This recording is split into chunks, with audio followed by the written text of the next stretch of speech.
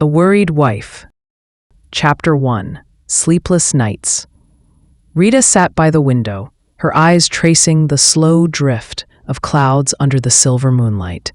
It was past midnight, and the silence of the house weighed heavily on her. The wall clock ticked on, its sound echoing in the empty living room. Her husband, Arjun, hadn't returned home, and his phone had been unreachable for hours. She had called his office, his friends, even the local hospital in panic. Nothing. No one had seen him since he left for work that morning. He had seemed normal, maybe a little distracted, but nothing that suggested anything was wrong. Rita's mind spiraled through 1,000 possibilities. Was there an accident? Had someone harmed him? Was he hiding something? Her heart pounded as she picked up her phone again. Still no signal. The anxiety she had tried to suppress since the evening now broke free like a storm. She clutched her shawl tighter, praying for his safe return. Chapter 2. Shadows in the Mind. By the time dawn approached, Rita was still awake, her eyes red from sleeplessness and crying. She kept pacing the floor, listening intently to every passing car, hoping it would be Arjun. At 6:30 a.m., the front door finally creaked open. Arjun walked in, his shirt stained with dust, his face tired and pale. "Arjun," Rita cried out, running to him. "Where have you been? I've been so worried. Your phone was off. I called everyone." "I'm sorry," he said quietly, not meeting her eyes. "There was a problem at work. I had to go out of town. I didn't get a chance to call." She stared at him in disbelief. "You went out of town without informing me? Arjun, I thought something terrible had happened." He sighed and placed a hand on her shoulder. "I didn't want to worry you, but it was too late." Something about his tone, the way he avoided her gaze, it didn't sit right with her. Chapter 3. Silent Walls. Over the next few days, Rita tried to shake off her unease, but Arjun's behavior only deepened her worry.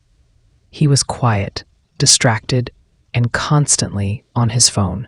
He left the room whenever it rang. He claimed work was stressful, but Rita knew his habits. This was different. Their conversations had become shallow.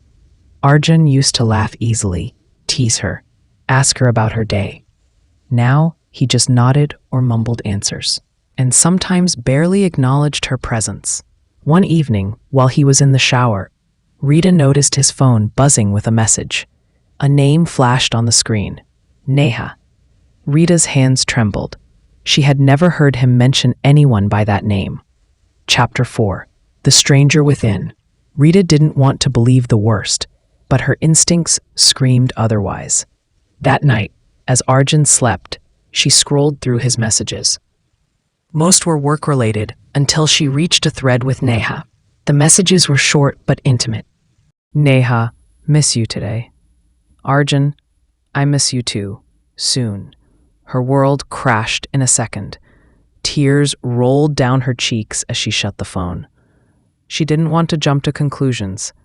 Maybe there was a misunderstanding, but the fear in her heart whispered a painful truth. She was losing him. Chapter 5. Confrontation. The next morning, Rita couldn't hold it in. "Who is Neha?" she asked him at breakfast. Arjun froze, spoon halfway to his mouth. "What?" "You heard me. I saw your messages." He sighed and put the spoon down. "You went through my phone?" "I was scared. I thought you were in danger. I didn't expect this." He rubbed his temples. "Rita, it's complicated. I didn't mean to hurt you." "So it's true?" Her voice cracked. "You're seeing someone else?" "It wasn't supposed to be anything serious. It started at work. And I don't know how it got this far." Rita stared at him, shattered. "Do you love her?" He paused. "I don't know." That was the worst answer he could have given. Chapter 6. The Storm Within. Rita left the house that day. She went to her sister's place, unable to stay in the same space as the man she once thought was her soulmate. She didn't eat. She didn't sleep. Her mind swirled with memories.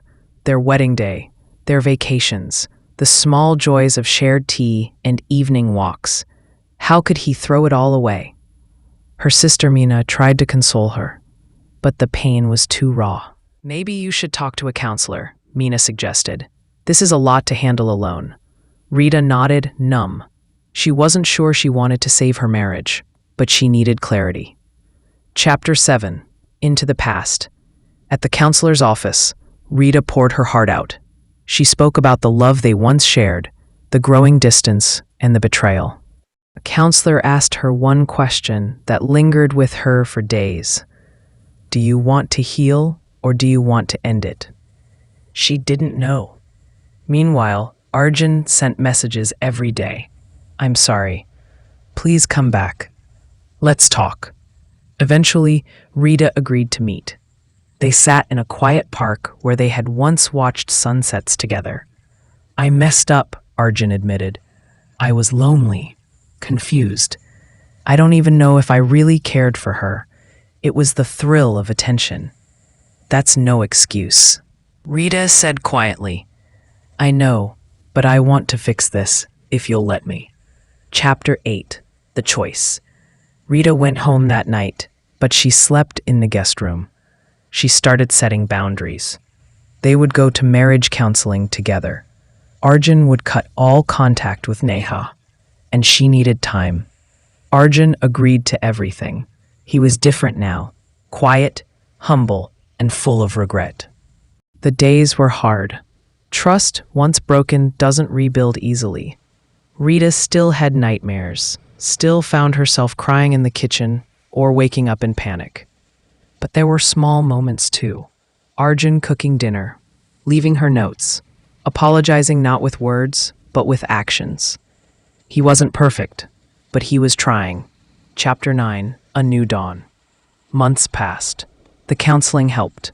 They began talking honestly again, about their fears, their disappointments, their dreams. Arjun confessed how he had felt unseen at home, how the routine had numbed him.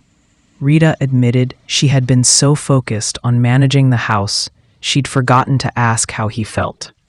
They learned to listen. One evening, Arjun surprised her with a weekend getaway to the mountains. It was simple, quiet, and full of laughter. For the first time in a long time, they held hands like they used to. The wound hadn't vanished, but it had begun to heal. Chapter 10. The Power of Forgiveness. On a rainy afternoon, almost a year after that dreadful night, Rita stood by the same window where she had once cried for hours. Arjun came up behind her, gently wrapping his arms around her waist. Do you still think about it? He asked. Sometimes, she whispered, but it doesn't hurt like it used to. I'm sorry, Rita. Every day, I thank God you didn't give up on me. She turned, facing him with calm strength. We didn't give up on us. And in that moment, Rita realized that love wasn't about being perfect. It was about being willing to change, to grow, to forgive. She was no longer the worried wife. She was the strong one who stayed.